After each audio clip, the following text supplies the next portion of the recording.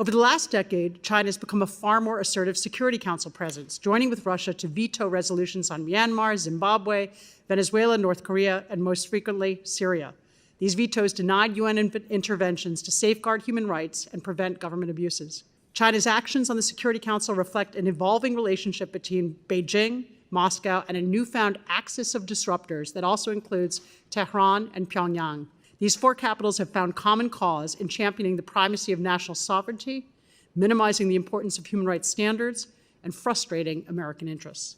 The PRC is also asserting itself as a key actor within the UN's human rights bodies.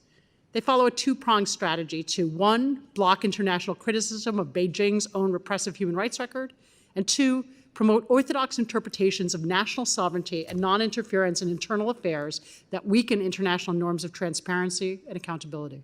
The PRC has also consistently used its seat on the UN Committee on Non-Governmental Organizations to block applications from organizations seeking UN consultative status. China links these rejections to explicit endorsements of its One China policy, forcing organizations to recognize Tibet and Taiwan as integral parts of Chinese territory. In so doing, China has created a structural bulwark that shrinks the space for human rights and other civil society voices.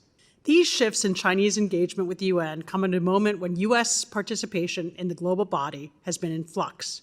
The U.S. has vacillated between retreating from the UN and punishing its arms through withdrawals and the withholding of contribution, and efforts to restore relations and rebuild influence after deliberately fraying ties. This repeated, decades-long cycle of engagement and retrenchment has exacted a steep diplomatic cost, and this vacuum has enabled China's growing power at the UN.